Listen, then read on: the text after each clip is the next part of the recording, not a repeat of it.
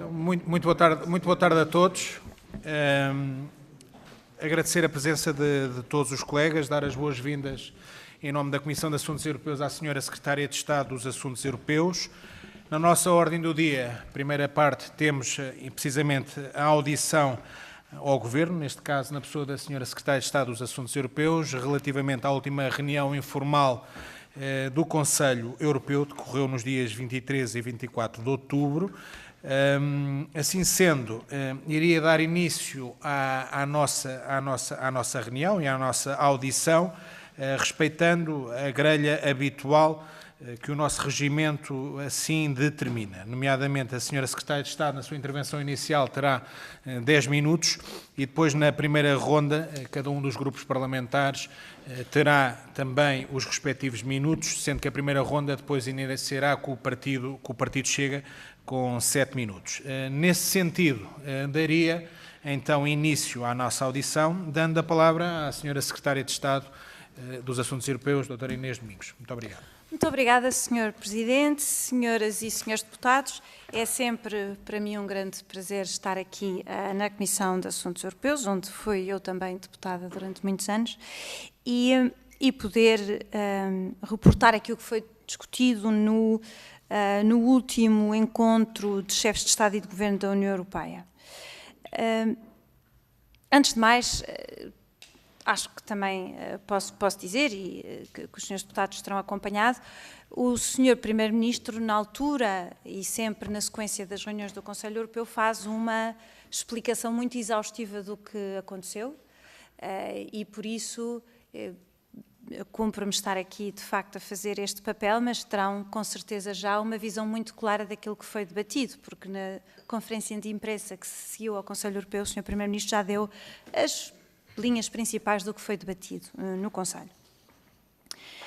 Como se recordarão, estive nesta comissão precisamente no passado dia 30 para abordar o encontro informal e que depois prepararia a discussão do Conselho Europeu de 23 de outubro e vou-me focar então neste Conselho Europeu de 23 de outubro. Como se recordarão, devido ao luto nacional, na altura por ocasião do falecimento do Dr. Francisco Pinto Balsemão, o Sr. Primeiro-Ministro não pôde assegurar a participação integral na reunião e foi representado na sua ausência pelo homólogo grego. A agenda foi muito extensa e com 3 pontos especificamente: Ucrânia, segurança e defesa, competitividade, migrações, habitação e Médio Oriente. Começando pela Ucrânia, a discussão contou com a presença do Presidente Zelensky na primeira parte. O Presidente Zelensky referiu e agradeceu a adoção do 19º pacote de sanções, que Portugal apoia.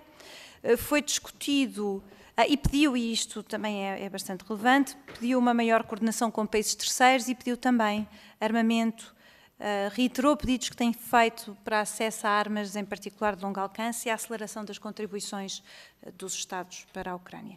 Depois foi discutido entre Estados-membros um tópico que tem sido referido e tem sido discutido muitas vezes, que é a possibilidade de fazer os chamados reparation loans, no fundo, que é usar ativos russos que estão congelados para financiar a reconstrução da Ucrânia. Como o senhor Primeiro-Ministro tem reportado, enfim, os debates são profundos, ainda não foi possível chegar a um consenso e alguns Estados-membros têm algumas preocupações na lógica de, no fundo, blindar esta possibilidade do ponto de vista legal para evitar problemas no futuro, problemas tanto do ponto de vista legal como do ponto de vista, enfim, da segurança económica, digamos, ligada ao euro, ao papel do euro no mundo.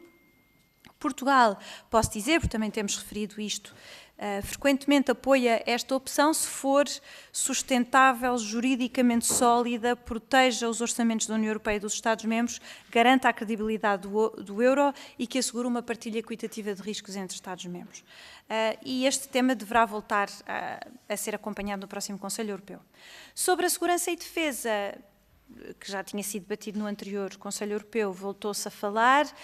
Portugal, e aliás, como eu referi na audição do dia 30 de setembro, entendendo que existe de facto uma preocupação crescente e acrescida sobre o que se está a passar no flanco leste, Portugal continua também a recordar que a segurança e defesa europeia implicam uma abordagem de 360 graus, isto é, que inclui também o flanco sul da União Europeia. Outro ponto que temos defendido e que o Sr. Primeiro-Ministro tem defendido é que o reforço das capacidades da defesa deve ser capaz de alavancar o nosso setor tecnológico e industrial, não só a nível europeu, mas também a nível de Portugal. Sobre a competitividade, desta vez o debate centrou-se sobre a competitividade, em particular no tema do ambiente e das metas climáticas. E eu acho que o resultado aqui positivo é que, apesar de haver algumas divergências entre os Estados-membros sobre a forma, nas conclusões do Conselho Europeu permanece e ficou plasmado um acordo sobre a lei do clima, estabelecendo a meta para a redução das emissões fixada em 90%, embora garantindo uma certa flexibilidade no método para lá chegar, para salvaguardar a competitividade. No que diz respeito a Portugal, defendemos, e o Sr. Primeiro-Ministro continua a defender, e tem-no feito reiteradamente, a defesa da conclusão da União da Energia, porque estamos completamente convictos que a transição climática e energética precisam de energia mais barata, mais segura e que pode ser um motor de crescimento e de reindustrialização. Outro ponto que é relevante ainda no âmbito deste tema da competitividade foi a inclusão de referências a setores estratégicos, na nossa perspectiva, que devem preservar a resiliência e competitividade, especificamente o cimento, a pasta de papel e a cerâmica. Falou-se também dos esforços de simplificação, que é um tema que que o Governo e o Primeiro-Ministro em particular têm referido de forma muito premente.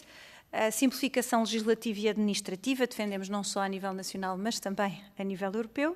É uma preocupação grande do Governo e de Portugal, porque acreditamos que a simplificação, a concorrência justa e a mobilização do investimento são fundamentais para conseguirmos desbloquear o potencial de crescimento. Por fim, a habitação foi um tema que foi também trazido a este debate, e é importante porque o Sr. Primeiro-Ministro, que aliás fez a abertura deste debate, por ser uma área em que Portugal tem liderado, sendo obviamente uma competência nacional, na realidade sabemos bem que uma perspectiva europeia pode adicionar valor. E podemos pensar em várias áreas de adição de valor, por exemplo, ao nível da coordenação de políticas, na melhoria do acesso ao financiamento. O Sr. Primeiro-Ministro, na reunião, como também teve a oportunidade depois de dizer na conferência de imprensa, chamou a atenção para os preços das matérias-primas, a capacidade e a necessidade de termos trabalhadores suficientes através de uma migração regulada, a possibilidade de avaliar a utilização de fundos de coesão neste setor. Falou também sobre a importância de resolver os tópicos habituais que nós sabemos que são impeditivos aqui, que são problemas de licenciamento, a capacidade de conciliar metas climáticas europeias com política industrial, em particular no setor da construção, e ficou a garantia por parte dos restantes membros que este é um tema que vai continuar a figurar na lista de preocupações do Conselho e da Comissão, e espera-se até ao final do ano, em particular pela Comissão, a apresentação de um plano para a habitação acessível, que vai ser focado no apoio e complementaridade dos esforços dos Estados-membros e políticas da União Europeia que possam ser complementares para, no fundo, apoiar uma política que todos reconhecemos que é uma área importante para a coesão económica, social e territorial. Em relação ao Médio Oriente, e isto sim é por fim, em relação ao Médio Oriente, foi debatida a articulação entre a União Europeia e os Estados Unidos para alcançar uma paz duradoura na região. Obviamente que foi manifestado por todos alguma apreensão com a fragilidade do cessar-fogo e abordou-se também o papel da União Europeia numa forma mais eficiente, sobre como poderá, de uma forma mais eficaz, fazer a distribuição alimentar e a viabilização da solução dos dois Estados, posição essa que Portugal defende e continuará a defender. E estou à disposição para as questões dos senhores deputados. Obrigada. Muito obrigado, Sra. Secretária de Estado. Damos então início à primeira ronda. A Sra. Secretária de Estado responderá no final dessa mesma primeira ronda às questões dos senhores deputados e de cada um dos grupos parlamentares. Assim sendo, tenho a indicação nesta primeira ronda do Grupo Parlamentar do Chega que a intervenção será dividida ou tripartida neste caso. Então daria a palavra ao Sr. Deputado e Coordenador Pedro Correia. Presidente, Srs. Deputados, cumprimento também a Sra. Secretária de Estado dos Assuntos Europeus. As conclusões do Conselho Europeu sobre a Ucrânia salientam a necessidade dos Estados-membros continuarem a intensificar os seus esforços para dar resposta às prementes necessidades militares e de defesa da Ucrânia, em especial a entrega de sistemas de defesa aérea e de sistemas antidrones, bem como de munições de grande calibre. É da maior importância continuar a apoiar, a desenvolver e a investir no estabelecimento da produção de defesa ucraniana nos Estados-membros e aprofundar a sua cooperação e integração com a indústria europeia de defesa, tirando também partido da experiência e do know-how de guerra da Ucrânia. Por seu lado, a Polónia recebeu e implantou os sistemas antidrones norte-americanos MAROPS como parte da cooperação aliada, de modo a proteger o flanco leste da NATO, integrada na missão Sentinela Oriental da Aliança Atlântica. Nas últimas semanas, vários países europeus, incluindo a Polónia, têm sido afetados pelo sobrevoo de drones em aeroportos ou instalações militares ou governamentais, o que tem levado à interrupção do funcionamento de vários aeroportos. Dou como exemplo apenas o meu. A semana passada em Bruxelas, no último dia da conferência Europol, coincidência ou não, o espaço aéreo foi fechado por incidentes com drones. A Comissão Europeia pretende que o sistema chamado Muro de Drones esteja a funcionar no flanco leste até ao final de 2027 e a pergunta que lhe faço, Sra. Secretária de Estado, seguindo o lema "o que é nacional é bom", é esta questão sobre corporate diplomacy, ou seja, que medidas o Governo está a tomar de modo a que a produção nacional incremente e contribua para esta iniciativa conjunta da defesa europeia. Noutro ponto conexo, o Conselho salienta a importância da defesa das restantes fronteiras da União e é imprescindível ter em conta a posição geoestratégica de Portugal e os riscos que esta acarreta. Neste contexto, é essencial reforçar a resiliência, a segurança e a proteção das nossas infraestruturas críticas, inclusive as energéticas, digitais e submarinas. No entanto, foi só em 19 de março deste ano que Portugal transpôs a Diretiva Europeia de janeiro de 2022, que estabelece os procedimentos nesta matéria. Constata-se, pois, que nada de substancial foi feito em Portugal neste contexto. Foram mais de 3 anos para baixar esta diretiva, cerca de 2 do anterior governo, mais 1 do atual, e consta que só a partir de janeiro de 2026 estará então prevista a definição de uma estratégia nacional. A pergunta que lhe deixo, Sra. Secretária de Estado, é muito simples. No processo de implementação desta diretiva europeia, o que está neste momento o Governo a fazer para que em janeiro, finalmente, esperemos, se conheça a Estratégia Nacional de Proteção de Infraestruturas Críticas? Muito obrigado. Muito obrigado, Sr. Deputado Pedro Correia. Daria agora a palavra ao Deputado Rodrigo Taxa. Faça favor. Muito obrigado, Sr. Presidente, Sra. Secretária de Estado, Sras. e Srs. Deputados. No que respeita às migrações e suas implicações no espaço Schengen, acreditamos que é importante saudar o facto da União Europeia ter finalmente dado o passo importante no reconhecimento da necessidade de reforço da nossa segurança na Europa e das suas fronteiras externas, apesar de ser um reconhecimento tardio, impulsionado por um estado já bastante alarmante da realidade europeia. Tal poderia ser amenizado, quanto a nós é um facto, não fosse a política das portas abertas uma total irresponsabilidade à segurança interna. Ao ter em consideração a realidade migratória europeia, é preciso salientar que importa priorizar a soberania nacional naquela que deve ser, quanto a nós, a gestão das fronteiras nacionais, principalmente para garantir a segurança interna, como atrás dizia, mas também do espaço Schengen e o combate eficaz e justo aos crimes transfronteiriços. Nesta lógica, reconhecemos ser positivo o apelo feito em outubro pela Presidente da Comissão Europeia para o avanço das políticas de retorno de migrantes irregulares. É esta a ferramenta que, quanto a nós, vai definir o futuro da Europa, não temos grandes dúvidas sobre isso. Contudo, infelizmente, apesar deste apelo, as políticas europeias para o controle de imigração passam muito mais por uma lógica de redistribuição do que controlo rigoroso. E isso preocupa-nos, ao ponto da criação de um mecanismo tão absurdo como o da solidariedade obrigatória do Pacto em matéria de migração e asilo da União Europeia. Parece-nos a nós, Sr. Secretário de Estado, inadmissível que seja exigido a um Estado soberano o acolhimento obrigatório no âmbito dos pedidos de asilo ou a opção de pagamentos dos Estados-membros para evitar tal acolhimento. É, no fundo, abstruso. Por isso, deixo-lhe duas questões concretas. A primeira, se o Governo português terá, no fundo, a coragem política de agir junto às instituições europeias para reformular as políticas migratórias e também se o Governo português está disposto a fazer de Portugal um exemplo nesta matéria, no que respeita à celeridade e eficácia na deportação de imigrantes ilegais, que, como o próprio nome indica, se são ilegais, não estão em legalidade e, portanto, nesse sentido, não fazem falta aos locais onde se encontram. Muito obrigado. Muito obrigado, Sr. Deputado Rodrigo Taxa. Daria agora a palavra à Sra. Deputada Patrícia Nascimento. Obrigado, Sr. Presidente. Cumprimento a Sra. Secretária de Estado dos Assuntos Europeus. A Europa enfrenta um teste de maturidade. A nossa prosperidade, o alcance e uma sociedade coesa dependem da capacidade de corrigirmos com urgência o excesso de complexidade que asfixia quem investe e quem trabalha. O Conselho Europeu reafirmou exatamente isto neste último Conselho, avançar com um programa ambicioso e horizontal da simplificação e melhoria da regulamentação a todos os níveis, europeu, nacional e regional. Desta forma, é fundamental que sejam cumpridos os objetivos que não comprometer a previsibilidade, os objetivos estratégicos, os padrões exigentes e a integridade do mercado único.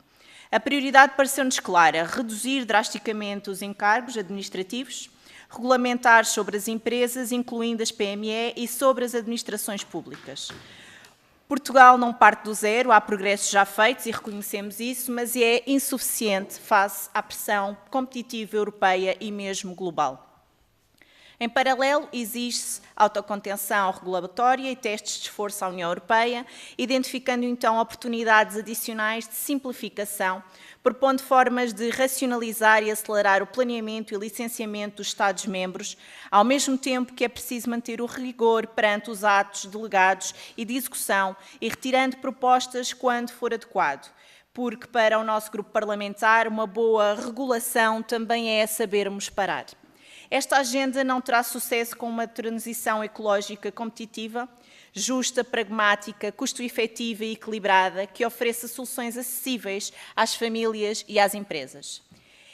Esta é também uma agenda de competitividade com responsabilidade social e, por isso, a administração da habitação foi corretamente trazida ao centro de debate. O Conselho da Europa encoraja a Comissão a apresentar rapidamente um plano ambicioso e abrangente para a habitação, a preços acessíveis para apoiar e complementar os esforços nacionais e articular com a simplificação, respeitando a subsidiariedade e as competências nacionais. Neste âmbito, é imprescindível prezar pelo respeito dos princípios e pela prerrogativa nacional em todo o processo. Perante isto, cabe-nos a nós, enquanto país, transformar planos em prazos e prazos em execução. A pergunta é então direta: estamos preparados para seguir já um calendário com metas de simplificação e um plano nacional de habitação com o apoio europeu e prestar contas publicamente aos portugueses do seu cumprimento já em 2026? Obrigada. Muito obrigada, Sra. Deputada. Fomos aqui uma tolerância de 1 minuto, mas serei justo com os restantes grupos parlamentares. Nesse sentido, daria a palavra ao grupo parlamentar do PSD, na pessoa da deputada Sofia Carreira, 8 minutos para a intervenção. Muito obrigado. Obrigada, Sr. Presidente. Cumprimento a Sra. Secretária de Estado. O último Conselho Europeu, de 23 de outubro, veio confirmar uma Europa em transição. Uma Europa mais exigente na defesa, mais ambiciosa na competitividade e na transição verde e digital, e mais atenta a desafios sociais como a habitação e migração. Para Portugal, este é o momento de transformar prioridades europeias em oportunidades concretas de investimento, de inovação e de competitividade. Em primeiro lugar, e sobre a defesa e a segurança, sublinhamos o esforço da meta de elevar a capacidade de defesa da União até 2030 e o compromisso em avançar com coligações de capacidade coordenadas pela Agência Europeia de Defesa. As conclusões do Conselho são claras. Uma Europa que desenvolve capacidade moderna, em plena coerência com a NATO, com a NATO, reduz as suas dependências estratégicas e desenvolve a sua base industrial e tecnológica. Neste contexto, destacamos o recente acordo provisório, celebrado a 5 de novembro, entre o Conselho e o Parlamento Europeu para apoiar investimentos mais rápidos e coordenados na defesa no âmbito do plano ReArm Europe. Este acordo marca um passo histórico ao associar a Ucrânia ao Fundo Europeu de Defesa, reforçando o compromisso da União com a segurança e a resiliência europeia. Gostaríamos, Sra. Secretária de Estado, de conhecer o ponto de situação do instrumento SAFE, recentemente criado para prestar assistência financeira sob forma de empréstimos de longo prazo aos Estados-membros que investam na produção industrial de defesa. Sabemos que Portugal manifestou já a sua vontade de aderir plenamente, prevendo mobilizar cerca de 6 milhões de euros. Assim, gostaríamos de saber se o governo português já formalizou o pedido de assistência financeira e quais são os critérios de seleção dos projetos a apresentar a Bruxelas. E de que forma será garantida a participação efetiva da indústria nacional de defesa, incluindo as nossas PMEs. Senhora Secretária de Estado, um segundo tema de enorme relevância que foi abordado foi a habitação. O acesso à habitação tornou-se um dos grandes desafios do nosso tempo e uma das maiores preocupações dos cidadãos europeus. Pela primeira vez, o Conselho Europeu debateu este tema, assumindo a necessidade de um plano europeu de habitação a preços acessíveis. Um plano que deverá apoiar e complementar os esforços nacionais, respeitando o princípio da subsidiariedade. Para o governo português, a habitação não é apenas uma política social, mas é também uma condição essencial para fixar recursos humanos, atrair investimento e reforçar a competitividade do nosso país. Como afirmou o Sr. Primeiro-Ministro, quando falamos de habitação, falamos do direito essencial à habitação, mas também de competitividade económica e de fixação de talentos. O facto do Conselho Europeu ter acolhido esta perspectiva e determinado que a Comissão apresente um plano europeu para a habitação a custos acessíveis reflete o êxito da posição defendida por Portugal, uma posição que entende a política europeia como catalisadora, capaz de eliminar barreiras, desbloquear investimento, criar condições favoráveis para que todos os cidadãos possam aceder a uma habitação digna. Assim, Sra. Secretária de Estado, gostaríamos de ouvir a sua apreciação sobre esta evolução e sobre a importância que a habitação de ter sido debatida pela primeira vez a nível europeu. Em particular, que instrumentos considera mais adequados para que a União Europeia possa colaborar com os Estados-membros e com Portugal, naturalmente, neste reforço comum para garantir habitação acessível e sustentável e promotora de uma tão desejada coesão territorial.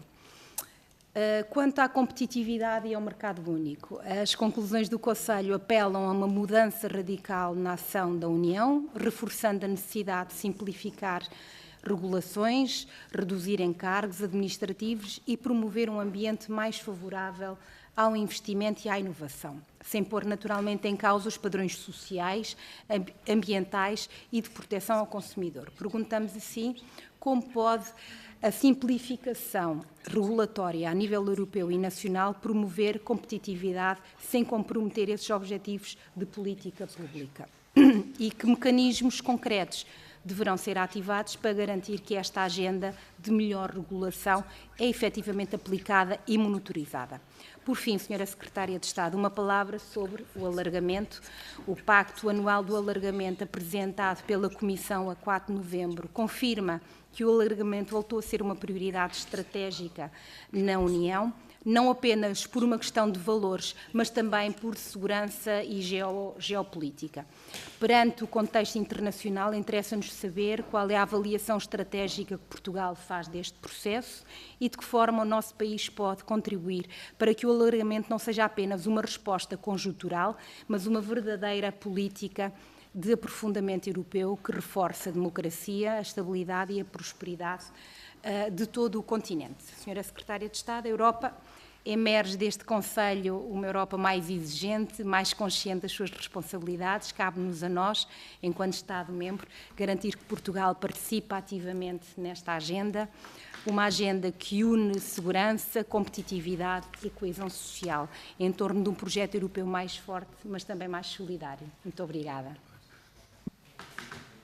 Muito obrigado, Sra. Deputada Sofia Carreira. Vamos passar agora a palavra ao Grupo Parlamentar do Partido Socialista. Temos a intervenção partilhada do deputado João Torres e do deputado Eduardo Teixeira. Sr. deputado João Torres?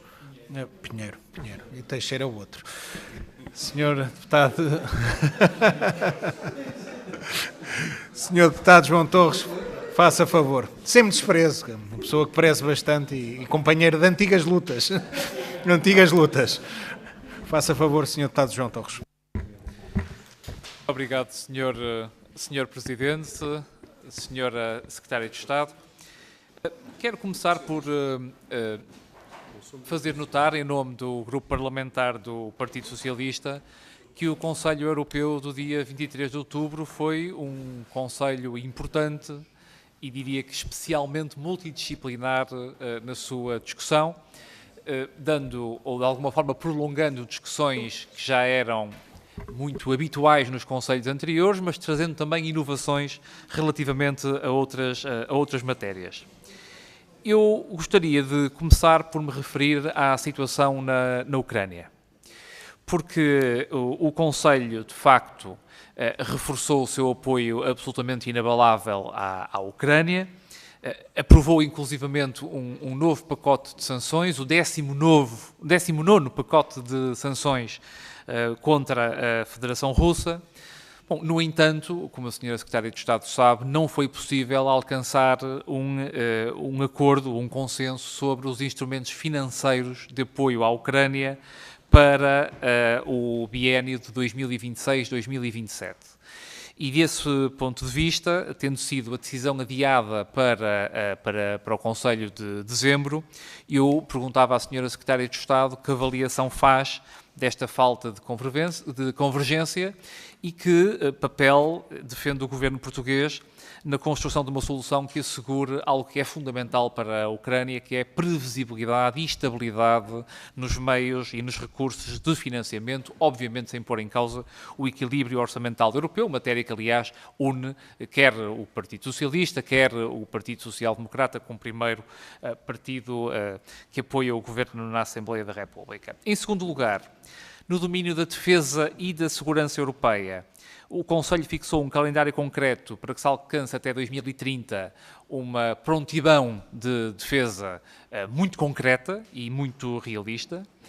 Falou-se muito sobre a necessidade de reforçar as capacidades de defesa aérea da União Europeia e de dinamizar instrumentos que já são conhecidos, como é o caso do SAFE. Aquilo que lhe perguntava a este respeito é se tem novidades para trazer sobre a participação da nossa indústria portuguesa neste esforço muito grande de mobilização de recursos financeiros para rearmar a Europa que está a ser feito, para que esta pergunta não se torne apenas uma pergunta retórica, por cada vez que temos a oportunidade de ouvir, quer a Sra. Secretária de Estado, quer o Ministro da Defesa ou mesmo o Ministro dos Negócios Estrangeiros. E, por último, relativamente ao Médio Oriente, houve também um sinal importante do Conselho Europeu. Um sinal no sentido de se reafirmar o compromisso europeu com a solução de dois Estados, que é a solução multilateralmente apoiada e que muito bem é seguida por Portugal, mas também houve um compromisso, um reforço do compromisso com o papel humanitário no conflito do Médio Oriente entre Gaza e Israel. E por isso, sabendo que esta é uma matéria que não é estritamente de assuntos europeus, mas foi discutida no Conselho Europeu, aquilo que gostava de lhe perguntar é se pode responder à questão que o Sr. Ministro de Estado e dos Negócios Estrangeiros não conseguiu responder na semana passada, que é se vai ou não Portugal cumprir a resolução da Assembleia da República para tratar em Portugal doentes urgentes provindos da faixa de Gaza, matéria que foi questionada pelo menos 2 vezes ao seu Ministro e sobre a qual não obtivemos nenhuma resposta, indo ao encontro de uma resolução aprovada nesta Casa. Muito obrigado. Muito obrigado, Sr. Deputado João Torres. Agora sim, Deputado Eduardo Pinheiro, faça favor de usar da palavra. Muito obrigado, Sr. Presidente. Sr. Secretário de Estado, antes de mais também agradecer a exposição e falar um pouco da competitividade e dupla transição, um dos temas importantes deste Conselho, diria que ocupou grande parte da discussão do próprio Conselho, em particular a questão da simplificação e da dupla transição ecológica e digital. Foi reafirmado o compromisso de simplificar a legislação europeia, reduzir cargos administrativos e promover a inovação industrial e tecnológica, mas também esta preocupação que o mesmo seja feito a nível nacional. O Governo criou o Ministério para a Reforma do Estado, portanto, assistimos com expectativas, estaremos ativamente e criticamente a acompanhar o trabalho feito a nível nacional. No que diz respeito à competitividade também, mas aqui neste caso às duas transições, a digital e a ecológica, a digital parece-nos evidente pela necessidade de não ficarmos fora até do ponto de vista geoestratégico a nível mundial, na ecológica também, a montante por questões evidentes de sobrevivência, mas também pela própria competitividade económica, quando falamos em particular da questão de energia que aqui levantou, e da necessidade de haver uma política europeia para a energia. Mas, e é importante que haja esta estratégia, nós a nível nacional temos tido alguma dificuldade em discernir, muito mais do que a proposta de redução de IRC como proposta para a nossa economia e proposta estratégica.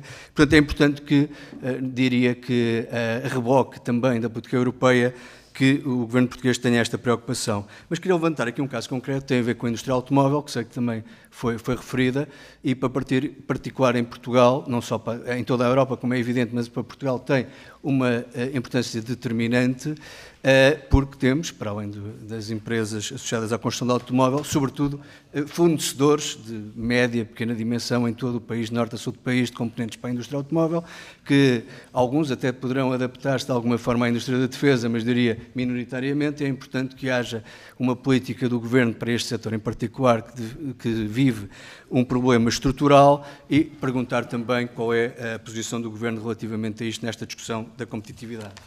E depois abordar também o tema da habitação, felizmente que está na ordem, ou que esteve na ordem dos trabalhos, e é um pontapé de saída importante para discussões futuras. É um problema que preocupa os portugueses, preocupa toda a União Europeia, mas os portugueses em particular. Basta ver o relatório recente que indica que Portugal tem uma sobrevalorização dos imóveis em cerca de 35%, e infelizmente sabemos que este problema não começou há 1 ano e meio, mas não assistimos a melhorias no mesmo, e portanto vivemos com expectativa e com preocupação a questão do mesmo. Não posso deixar de recordar que em 2023 o então Primeiro-Ministro António Costa defendeu que a Comissão Europeia deveria estar atenta ao problema da escassez e dos altos custos da habitação. Na altura, o atual Ministro de Estado e dos Negócios Estrangeiros opôs-se à ideia, disse que representava uma forma de responsabilização do Governo.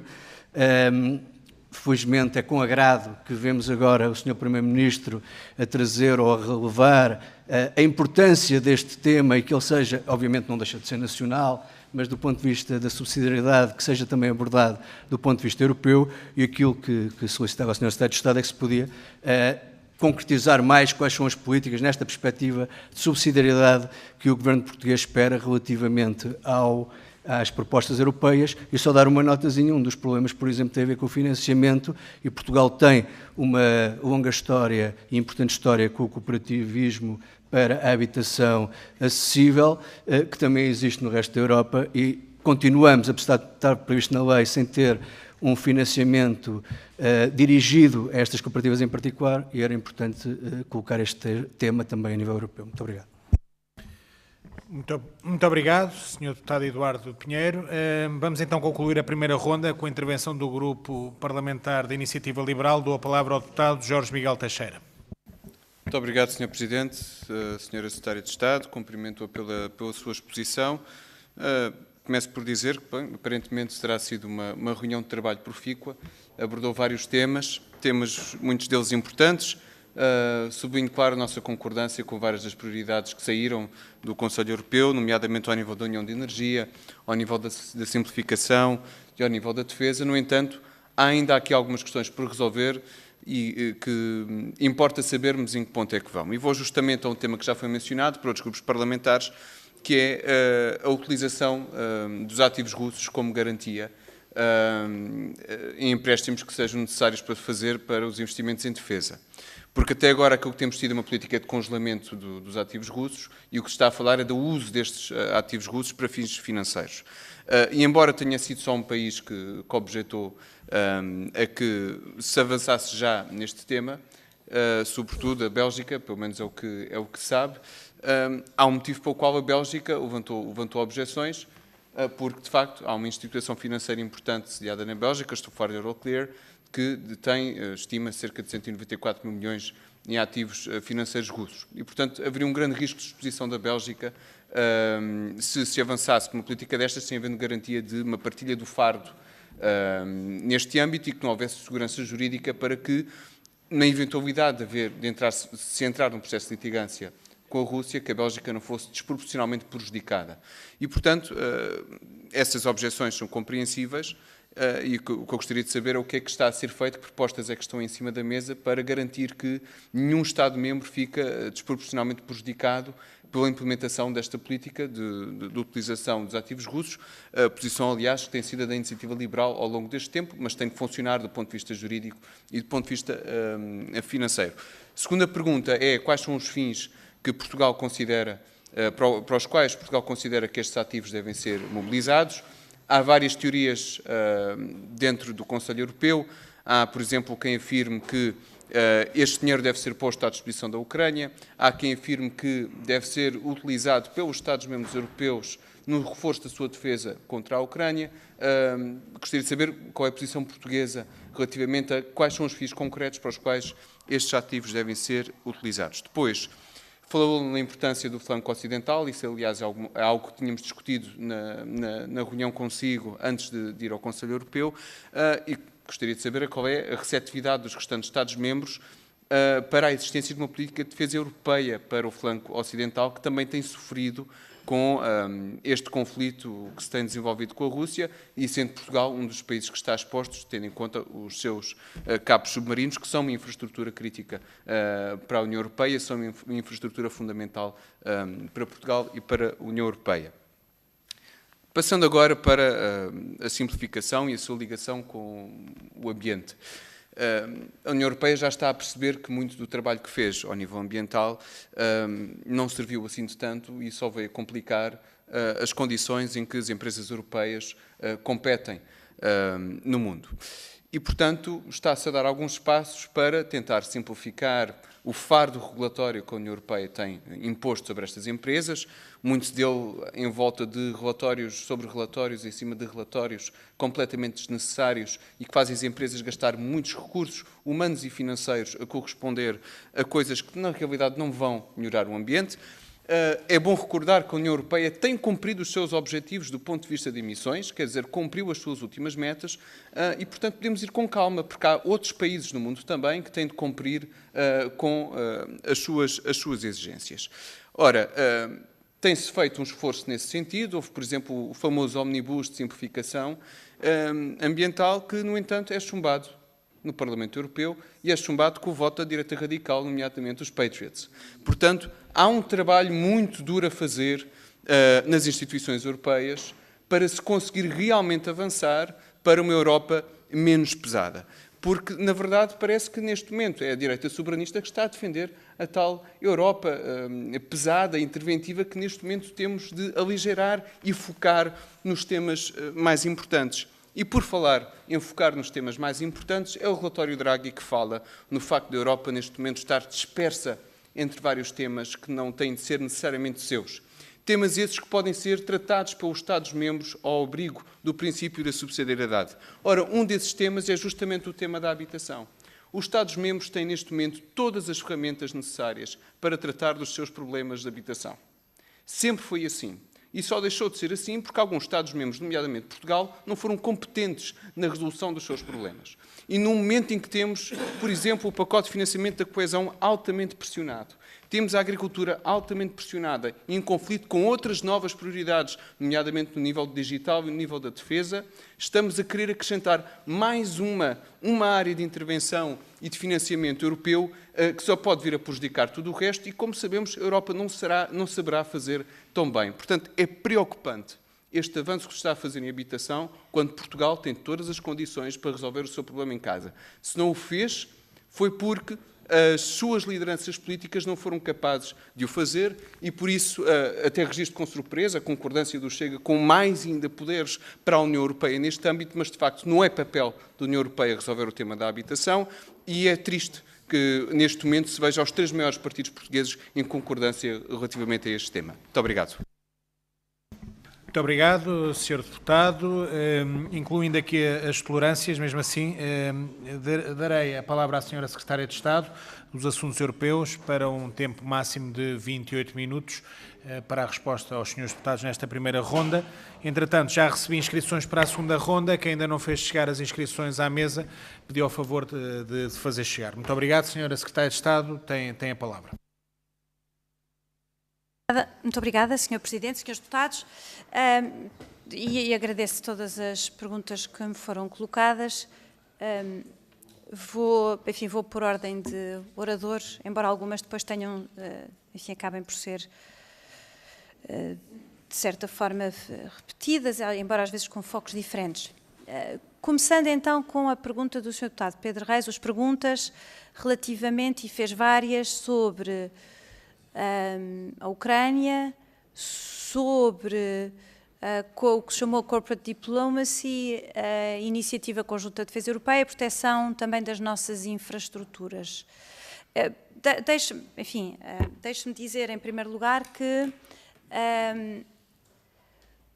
no que diz respeito à defesa, Portugal tem tido desde sempre uma diplomacia, defesa e economia. Se pensarmos na indústria e economia da defesa, Portugal tem há muitos anos uma diplomacia económica, não é? E, portanto, isto é um tema que não é novidade e temos feito a rede do Ministério dos Negócios Estrangeiros, a nível de todos os ministros setoriais. Portugal tem a capacidade, aliás, somos um país que tem uma enorme capacidade de atração de investimento também, por causa do esforço que temos feito ao longo dos anos para, no fundo, comunicar com parceiros europeus e não só, sobre a qualidade e a competência das nossas empresas e temos, aliás, um sucesso bastante grande em algumas áreas. Isso, naturalmente, no esforço que tem sido feito para reforçar a indústria de base tecnológica de defesa europeia, nós temos grandes exemplos, eu não vou estar aqui a referir empresas concretas, mas o facto é que temos, e os senhores deputados conhecem, várias empresas do setor da defesa que têm tido grande sucesso, da área de defesa e de bens de duplo uso, que têm tido grande sucesso de exportações, de investimentos e que são, que participam ativamente em muitos projetos. Estou a pensar, em imensos setores relacionados com aeronáutica, drones, componentes, temas até relacionados com componentes que são automóveis, mas eu não quero ser exaustiva, porque é difícil, porque há muitas áreas e nós eu penso que temos a capacidade de estar bem integrados e acho que isso vai ser positivo em termos de emprego, de exportações e de crescimento para Portugal. O Sr. Deputado referiu também a proteção das nossas infraestruturas, isso obviamente que é um tema que nos preocupa. O Sr. Primeiro-Ministro tem referido isto e até falou sobre isto numa das intervenções que fez à imprensa no Conselho Informal em Copenhaga. Fez aí uma intervenção em particular sobre este tema da proteção das infraestruturas.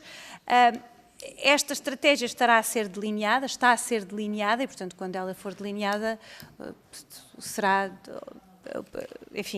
oportunamente divulgada naqueles aspectos que podem ser divulgados, não é? Porque estas questões de segurança e defesa, também requerem alguma descrição em alguns aspectos. O Sr. Deputado Rodrigo Taxa falou... Eu aqui, devo discordar de um reconhecimento... A política de migrações, eu aqui discordo em alguns pontos, devo dizer. E gostaria, por começar por discordar da posição... Portugal apoia e deve apoiar a aplicação e a implementação do Pacto de Migrações e Asilos, porque o Sr. Deputado, na altura, se calhar, ainda não estava no Parlamento e não tem noção, se calhar, da dificuldade gigante que foi chegar a um acordo a nível europeu sobre o Pacto de Migrações e Asilos. É um pacto difícil, porque o tema é difícil. Há governos de partidos diferentes, o Parlamento Europeu tem partidos que têm posições completamente diferentes e foi possível, com um esforço significativo de muitas partes, chegar a um acordo. Acordo esse que não é perfeito. Mas não sendo perfeito existe, o que já é muito bom. E por isso Portugal defende uma aplicação do Pacto de Asilo e Imigrações porque é um instrumento que existe para ajudar num tema difícil e que foi possível chegar a um acordo. Portanto, eu tenho de dizer que discordo dessa avaliação que o Sr. Deputado faz, mas, enfim, também tem direito a ter a sua opinião. Sobre a política migratória nacional, acho que não vale a pena eu estar aqui a repetir o que tem dito o Sr. Ministro da Presidência, que tem tido esta competência. O Sr. Primeiro-Ministro, Portugal tem uma política de migração. Atualmente, diga-se de passagem, a política atual do governo português é uma política que tem as portas abertas, mas não escancaradas, e tem as portas abertas, mas não escancaradas, porque nós precisamos de pessoas com específicas, qualificações específicas, e nós queremos incentivar um mercado de trabalho eficiente. Agora, nós também defendemos, e o Sr. Primeiro-Ministro tem defendido, que é preciso uma política de retornos eficaz. Não há mais pequena dúvida sobre isso, porque não podemos premiar os infratores. Nós temos que premiar as pessoas que procuram vias legais para vir para a Europa, em geral, por vias legais. E não podemos premiar os infratores e, sobretudo, não podemos premiar redes que usam, no fundo, as dificuldades humanas, isto é uma tragédia, no fundo, abusam das dificuldades humanas para seu próprio benefício. Isto é uma tragédia que temos de combater. E, enfim, isto para as perguntas do Sr. Deputado Rodrigo Taxa. A Sra. Deputada Patrícia Nascimento falou sobre a simplificação, que é preciso também retirar propostas. Eu concordo inteiramente, a Comissão Europeia retira várias propostas, todos os anos há listas e listas que eu vou analisando sobre propostas que são retiradas, e bem, porque não se consegue chegar a um consenso, ou porque se verificou que já não faz sentido. Isso acontece. Eu não sei se entendi exatamente a questão que colocou sobre a transição ecológica, mas, de novo, a posição do Governo de Portugal é muito clara sobre isto. Nós temos uma defesa que tem que existir. Repare, a transição ambiental e ecológica é um bem, não é? É um bem porque estamos a defender o ambiente.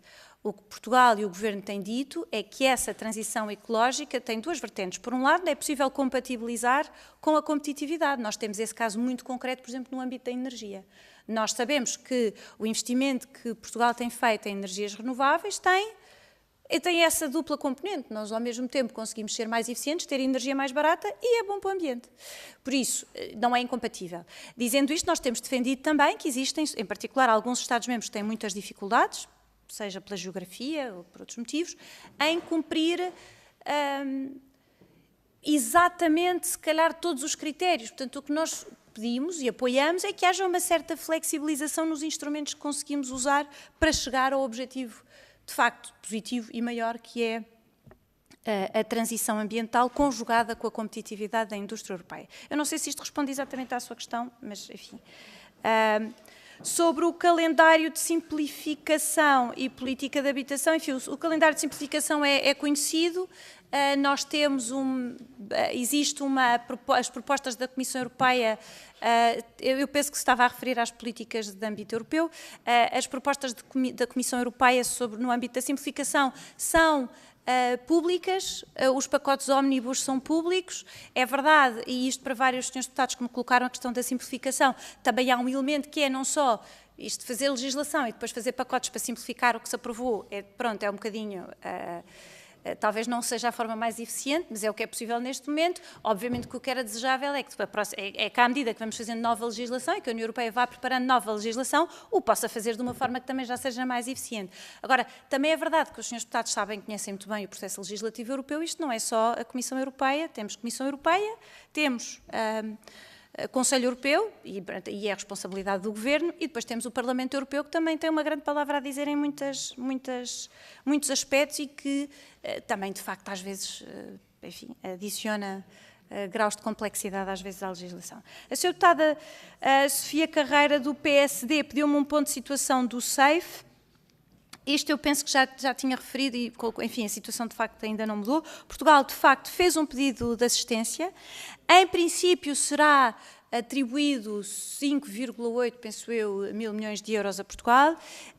O plano concreto ainda não está a ser elaborado pela Defesa e, em princípio, será apresentado à União Europeia, à Comissão, será apresentado no final deste mês. A partir dessa altura, se calhar, poderá haver mais notícias sobre este tema e aí haverá uma ideia mais específica daquilo que nós, enfim, dentro daquilo que for possível publicar e divulgar. Nestes temas, nem tudo é, enfim, nem tudo é necessariamente público, mas dentro do que for possível, teremos uma visão mais clara daquilo que serão as necessidades ou aquilo que nos propomos executar.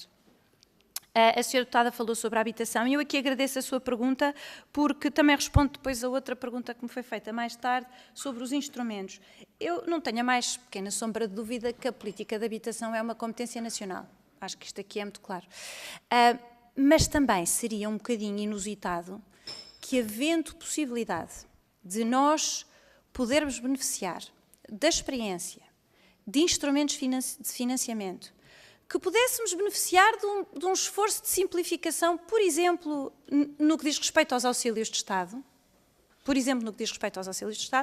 que decidíssemos que isso não é importante para a habitação e que não utilizássemos. Parece-me completamente... Repare, parece-me que seria um absurdo não aproveitar. Agora, enfim, acho que vai ser... a posição do Governo e que o Sr. Primeiro-Ministro tem estado muito empenhado é usar todos os instrumentos nacionais e internacionais e, em particular, europeus, para resolver um problema que tem muito tempo, é verdade, que poderá ter sido, por governos anteriores, não resolvido da melhor maneira, que às vezes, e até lhe digo que às vezes acho que se presta a respostas ou a potenciais ou a ideias de resposta que são absurdas, mas há uma coisa que é clara para nós, é que este Governo vai usar todos os instrumentos que estiverem à sua disposição e vai criar os instrumentos que forem precisos para resolver ou para tentar resolver um problema que é persistente, que tem um elemento estrutural e que não é único em Portugal. Portanto, eu agradeço a oportunidade de pôr esta pergunta. Depois, sobre a competitividade, eu já falei, e agradeço também muito a pergunta sobre o alargamento. Porque esta questão sobre o alargamento é importantíssima em vários aspectos. O alargamento da União Europeia, em geral, para Portugal, tem uma dimensão... Eu diria que tem várias dimensões. Uma dimensão que é comum a toda a União Europeia, que é considerar que o alargamento aos Balcãs e também à Ucrânia e Moldova é um investimento geoestratégico na nossa defesa e na nossa segurança e estabilidade e democracia. Tem um elemento que é económico, que é um mercado único mais alargado, tipicamente será também um mercado único mais eficiente e por isso todos beneficiam, porque reforça a prosperidade de toda a União Europeia e, por fim, eu acho que há um argumento que Portugal não pode ignorar, que é, sabendo nós os benefícios que a participação de Portugal na União Europeia trouxe, e os senhores deputados em particular que estão aqui na Comissão dos Assuntos Europeus têm bem noção desses benefícios, parece que não seria sequer correto nós estarmos a pôr qualquer obstáculo. Portanto, este Governo em particular, este Governo é um defensor muito grande do alargamento e, em particular, à Ucrânia. Na Ucrânia tem uma dimensão adicional, que é a dimensão de ser uma forma, mais uma garantia de segurança para a Ucrânia, que também para nós é muito relevante. Sobre os seus deputados do PS, o seu deputado João Torres disse que a União Europeia que este Conselho Europeu foi importante e multidisciplinar, tem toda a razão. Eu ousaria dizer que nas últimas, a experiência que eu tenho tido desde que estou nestas funções é que habitualmente é assim. Normalmente se fala sobre muitos temas e todos eles têm sido muito relevantes. Falou o Sr. Deputado sobre a preocupação, e é uma preocupação que nós temos também, sobre a questão dos instrumentos sobre a questão do adiamento da discussão ou, enfim, não se ter chegado a uma conclusão sobre o instrumento. O Sr. Deputado falou em instrumentos financeiros. Aqui, na realidade, é um instrumento concreto, não são os instrumentos financeiros em geral. Há um instrumento financeiro em concreto que tem estado em debate, que é a questão da utilização dos ativos russos congelados que eu referi, aliás, na minha intervenção inicial, que é o chamado Reparation Loans. Porque existem outros instrumentos financeiros, mas este em concreto tem causado algumas dúvidas. Na realidade, e como eu referi na minha intervenção inicial, também não vale a pena replicar tudo, Portugal apoia a utilização desde que exista garantias do ponto de vista jurídico, financeiro, económico, segurança do euro, etc. Existe, de facto, a oposição de alguns Estados-membros, no sentido, não é oposição, é uma preocupação sobre a forma para assegurar que esse instrumento seja o mais sólido possível juridicamente e que defenda o mais possível os riscos, e, enfim, há alguns Estados-membros que têm essa preocupação de uma forma compreensível e, enfim, vamos ver, este tema voltará seguramente a ser debatido no próximo Conselho Europeu de dezembro e, portanto, nessa altura veremos. Entretanto, a Comissão Europeia foi encarregue de escrever uma nota, de preparar um plano que garanta ou que diminua os riscos e que faça essas garantias todas para se voltar a debater sobre isto. O Sr. Deputado também falou sobre o CEF, eu já respondi, não é? A participação na indústria portuguesa, sim, estamos a aguardar notícias em dezembro. Eu também referi, como o senhor, logo no início desta ronda de questões, referi um tema que me parece importante, que é, nós temos a perfeita noção que a indústria portuguesa nesta área, em várias áreas, aliás em vários setores, tem sido ativa e tem participado e está ativa nesta área, em particular em projetos europeus. E, por fim, o Sr. Deputado falou sobre o papel humanitário da União Europeia, em particular de Portugal, relativamente à situação no Médio Oriente e na faixa de Gaza. E aqui, Sr. Deputado, deixe-me dizer-lhe uma coisa. Portugal tem sido um dos maiores defensores da ajuda humanitária à faixa de Gaza. Temos sido... Aliás, digo-lhe uma coisa que acho que é importante referir. Quando, logo no princípio, quando houve o ataque do Hamas a Israel, houve alguns Estados, não quero dizer vários, mas seguramente alguns Estados-membros que suspenderam o apoio que davam às Nações Unidas, em particular à UNRWA, para estes efeitos de ajuda humanitária. Nunca foi o caso de Portugal. Portugal tem sido um exemplo no apoio humanitário que dá à faixa de Gaza. E, portanto, Sr. Deputado, depois há instrumentos vários que podem ser usados para apoiar de forma humanitária as populações. Portugal, sinceramente, está na linha de frente do apoio às populações e no papel humanitário que tem na região. O Sr. Deputado Eduardo Pinheiro falou sobre a indústria automóvel. Enfim, eu não vou... Falar sobre a política do Governo para a indústria automóvel não está bem no âmbito aqui se calhar eu entendi mal a sua questão. Mas o que é que eu lhe posso dizer? Que Portugal tem defendido, enfim, áreas do setor automóvel que tenham relevância para os assuntos europeus. Posso falar na política comercial. Portugal defende a abertura da política comercial e temos defendido as medidas, ou tem apoiado a política da Comissão Europeia no que diz respeito, por exemplo, às negociações com os Estados Unidos para evitar direitos aduaneiros muito elevados sobre a política automóvel. Enfim, temos feito... Em geral, o Governo obviamente entende a importância da indústria automóvel e, portanto, enfim, temos feito o que está ao nosso alcance dentro das políticas europeias para continuar a apoiar este setor. Sobre a habitação, eu acho que já disse várias coisas sobre isto, penso que já terei respondido a todas as questões.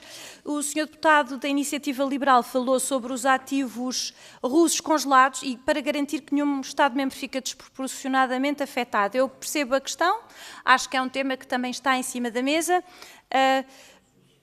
Pôs também a pergunta que é interessante sobre de que forma é que deve ser utilizado.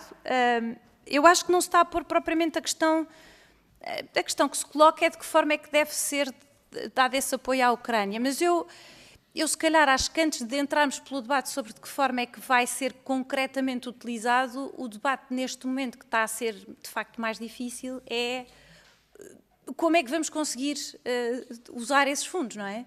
Neste momento, não é que eles não são inúteis. Também é importante referir uma questão. Estes fundos estão a ser usados. O que está a ser usado destes fundos é os proveitos destes ativos congelados. Portanto, que podem ser juros, pode ser outro... Mas esses proveitos estão a ser utilizados já no apoio à Ucrânia. Portanto, a questão que se coloca é, será que nós podemos ir mais além e ir aos próprios, e usar os próprios ativos? Isso depois coloca-nos a questão é que deixamos ter, enfim, à partida deixaremos ter os proveitos desses ativos que estão congelados. Portanto, há várias questões que se põem antes de,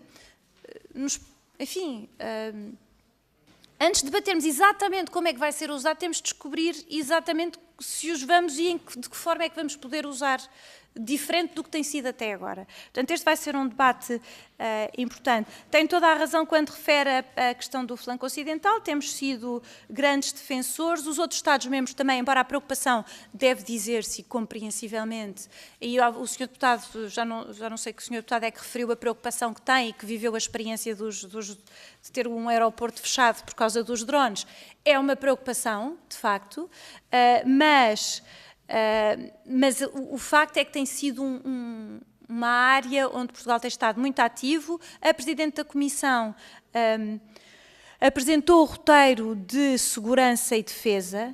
Esse roteiro implica também uma abordagem de 360 graus, portanto nós estamos no bom caminho e existe de facto neste momento concreto uma preocupação muito específica também sobre o flanco leste, nós também, enfim, apoiamos e não ignoramos. Depois sobre simplificação, sobre o Parlamento Europeu, a Presidente do Conselho Europeu está disponível para voltar a lançar o tema, em particular o pacote que dizia respeito ao reporte de sustentabilidade das empresas. É obviamente que será necessário. De facto, é muito importante, porque como eu estava a explicar no procedimento de legislação europeia, existe esta questão, que são vários as instituições que participam na elaboração de legislação europeia e por isso é sempre um trabalho, enfim, complicado, mas esperemos que seja possível chegar a resultados. E sobre a habitação, o Sr. Deputado já respondi, e aí eu discordo um bocadinho de si. Obrigada. Muito obrigado, Sra. Secretária de Estado. Entramos na segunda ronda, 2 minutos por intervenção de cada Sr. Deputado. Tem 4 inscrições que deram entrada na mesa. Pergunto se a Iniciativa Liberal não tem inscrição para a segunda ronda. Assim sendo, daria a palavra à deputada Patrícia Nascimento. 2 minutos. Obrigada, Sr. Presidente. Senhora Secretária de Estado, eu, na verdade, trago apenas um esclarecimento que acredito ser necessário, uma vez que foi dito aqui que o Chega era a favor da intervenção europeia no que diz respeito à habitação. Gostava apenas de esclarecer que o intuito da minha intervenção era garantir a prerrogativa nacional e não... pronto, era esse só o esclarecimento. Muito obrigada. Muito obrigada, Sra. Deputada. Dou agora a palavra ao Grupo Parlamentar do PSD, Deputado Paulo Muniz. Faça favor.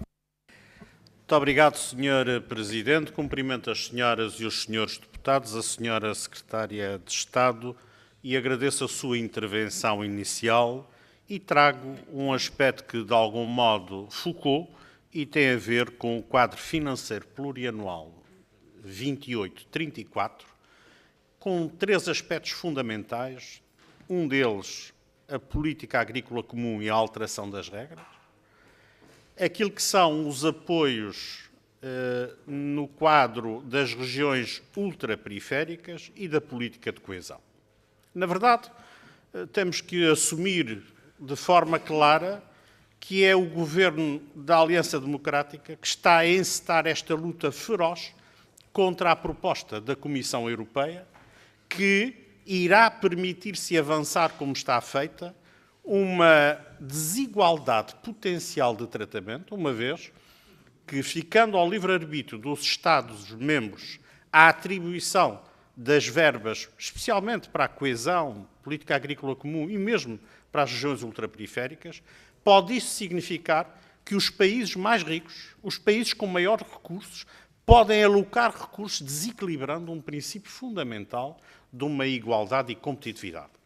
E temos que reconhecer que, lamentavelmente, até agora, pelo menos do Partido Socialista, ainda não vimos uma adesão a esta defesa. E, de facto, é fundamental que assim seja e é muito importante, porque o Partido Socialista ainda vai ter a oportunidade de se pronunciar a seguir à minha intervenção, de voltar a reforçar. Não, é verdade, Sr. Deputado, eu sei que causa um sorriso, talvez desconforto, mas tem que ouvir, é verdade. É verdade. É verdade, Sr. Deputado.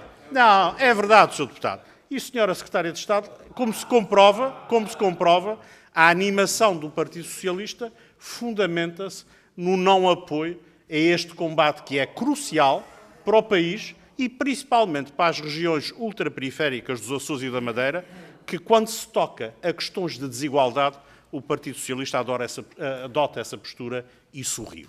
Muito obrigado. Muito obrigado, Sr. Deputado Paulo Muniz. Daria a palavra agora ao Deputado António Mendonça Mendes, pelo Grupo Parlamentar do Partido Socialista. Até foi questionado, Sr. Presidente. Muito obrigado, Sr. Presidente, Sra. Secretária de Estado. É sempre um gosto tê-la aqui na Comissão, uma Comissão de Assuntos Europeus, que, como se vê pela intervenção do Sr. Deputado Paulo Muniz, é sempre muito bem disposto, tem sempre bons momentos de piada. Sra. Secretária de Estado, aproveito a ocasião de aqui estar, porque é uma pessoa, até pela resposta que agora deu, demorou 20 minutos a ser bastante exaustiva nas respostas aos deputados, isso manifesta respeito, e nós estamos em pleno processo de discussão do Orçamento de Estado e tivemos a oportunidade de questionar tanto o Sr. Primeiro-Ministro como o Sr. Ministro dos Negócios Estrangeiros em plenário e seguramente não tiveram a oportunidade de responder e penso que agora a Sra. Deputada, a Sra. Secretária de Estado tem essa oportunidade. O quadro de políticas invariantes que o Governo entregou na Assembleia da República no final de agosto tem um aumento da contribuição financeira de Portugal para o orçamento da União Europeia em 624 milhões de euros. No Orçamento de Estado, esse aumento da contribuição financeira para o orçamento da União Europeia desapareceu.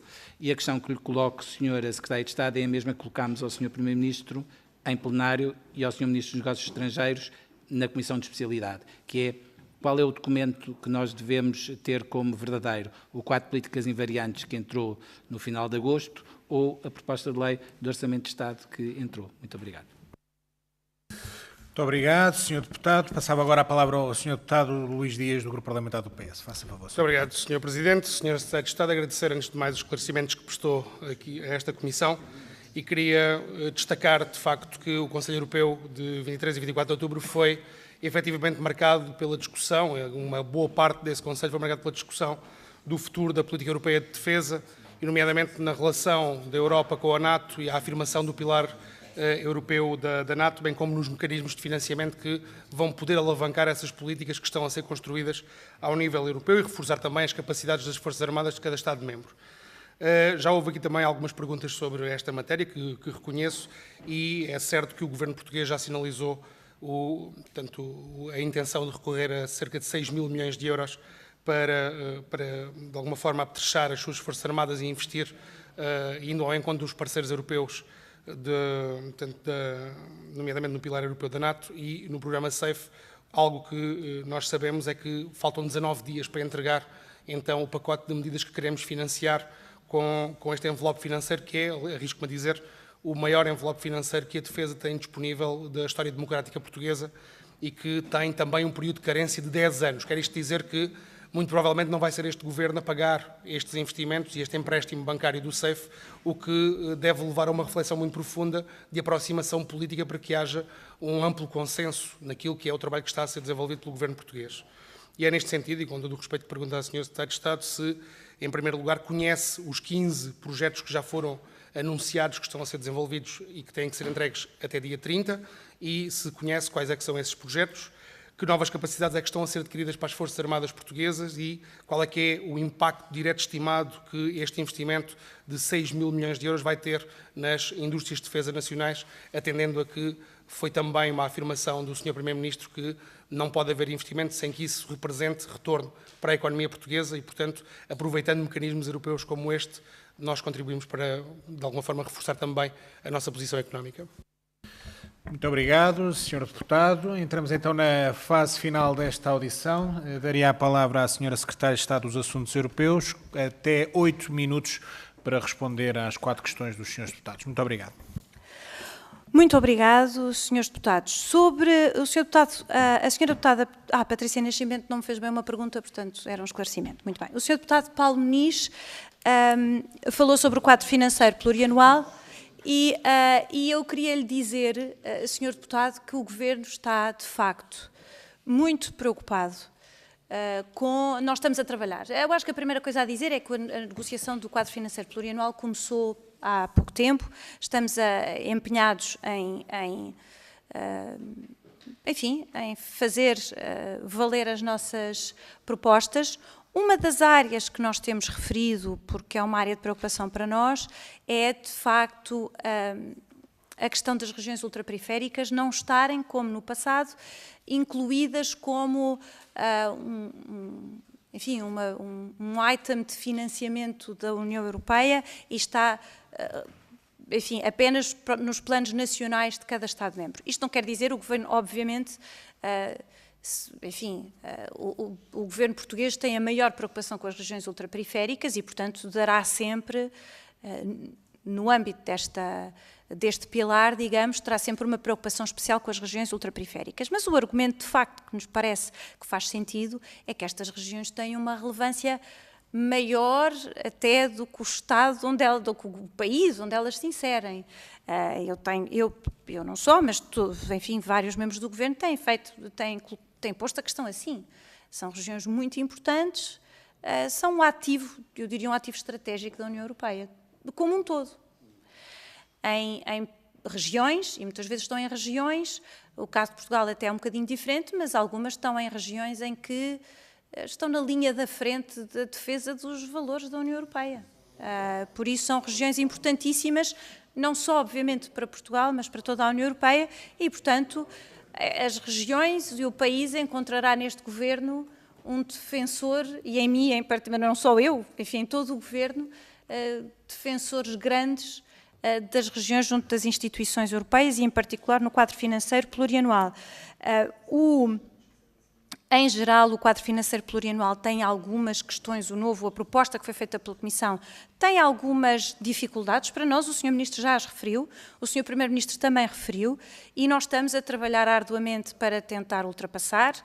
Eu diria, talvez, que agora as notícias que temos desta semana é que houve também, o próprio Parlamento Europeu fez uma proposta para mudar a arquitetura no que diz respeito à ligação entre coesão e agricultura, e PAC, no fundo, essa proposta, a Comissão respondeu com uma proposta que foi aceite, em particular pelo grupo parlamentar do Partido Popular Europeu, e é uma proposta que penso que, enfim, em alguns aspectos tranquilizará algumas dúvidas que possa haver sobre, enfim, a ligação entre PAC e coesão. O Sr. Deputado António Mendonça, eu devo dizer que eu, enfim, não estava a ver exatamente o que é que estava a dizer inicialmente, mas o Sr. Deputado Mendonça Mendes põe a questão sobre as contribuições para o orçamento da União Europeia.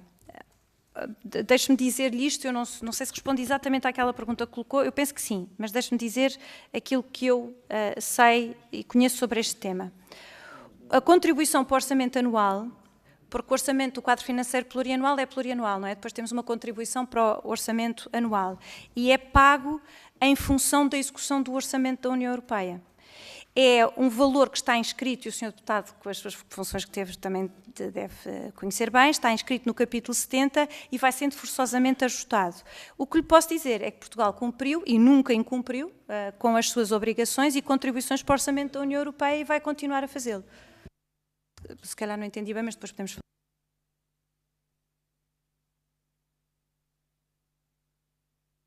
Senhor Deputado, falou-me o Senhor Deputado sobre as questões de defesa nacional. Repare, nós temos Eu já, enfim, falei extensivamente aqui sobre este tema, sobre o tema do SAFE e da defesa nacional. Eu não me irei substituir ao Sr. Ministro da Defesa a dizer quais são os projetos de defesa nacional que estamos a trabalhar. Teremos que... Sr. Deputado, o que eu posso dizer sobre a questão da defesa é que nós temos... Eu não desconheço que nós fizemos um pedido que foi aceito ao SAFE. Portugal estará a trabalhar num conjunto de medidas, num conjunto de pedidos que vai fazer em novembro, que tem que entregar até ao final de novembro. E quando for entregue esse plano, poderemos falar neste plano, se for, se do ponto de vista da segurança e defesa nacional for possível debater, enfim, da forma que seja possível debater. Mas quem está a liderar o processo sobre quais são as empresas, o que são as necessidades da União, de Portugal, e que está a solicitar, sobre as necessidades que Portugal tem e o pedido de cooperação que tem feito neste instrumento de SAFE junto à União Europeia, terá que ser o Ministério da Defesa, naturalmente, e o Sr. Ministro da Defesa seguramente estará disponível para falar sobre isto. E eu respondo, enfim, tentei responder a todas as perguntas, Sr. Deputado. Sr. Presidente. Muito obrigado. Senhora Secretária de Estado, interpelação à mesa. Muito obrigado. Sr. Presidente, vou fazer uma interpelação à mesa no seguinte sentido. Quando a Assembleia da República recebe o quadro de políticas invariantes, recebe a margem que os deputados têm para fazer propostas no orçamento. O Governo teve a oportunidade de indicar que as contribuições para o orçamento da União Europeia comprometiam em mais 624 milhões de euros a margem. Só para termos uma ideia, no ano anterior o Governo tinha informado que comprometia a menos 227 milhões de euros. Para termos uma ordem de grandeza, as pensões, se quiséssemos atualizar extraordinariamente as pensões, seriam 270 milhões de euros. E aquilo que nós tentamos fazer, e pedi ao Sr. Presidente para informar o Governo, que a nossa pergunta é no seguinte sentido. O Governo informou os deputados, antes de poderem fazer propostas de alteração, que a contribuição para o orçamento da União Europeia crescia 624 milhões de euros. Entretanto, quando cai o pano e já não é possível fazer propostas, já não há 624 milhões de euros. E a pergunta que nós colocamos é se o que nos informaram em agosto corresponde àquilo que é a realidade ou se devemos acreditar naquilo que neste momento está, que não há um acréscimo de 624 milhões de euros. E, portanto, dentro desse capítulo 70, é perguntar se estão mais 624 milhões de euros ou não. Muito obrigado, Sr. Deputado Mendonça Mendes. Eu não sei se a Sra. Secretária de Estado quererá responder, se não... Eu percebi a dúvida, quer dizer, agora percebi, eu de facto não tinha entendido a sua questão inicialmente. Pronto, o que lhe posso dizer é que o orçamento, a proposta que temos sobre o orçamento é a proposta que temos para o orçamento, naturalmente é o que existe. Obrigada. Muito obrigado, Sra. Secretária de Estado. Agradecer a sua presença na Comissão dos Assuntos Europeus e agradecer a todos os grupos parlamentares as respectivas intervenções. Muito obrigado. Suspendo os trabalhos, então, para nos despedirmos da Sra. Secretária de Estado. Muito obrigado.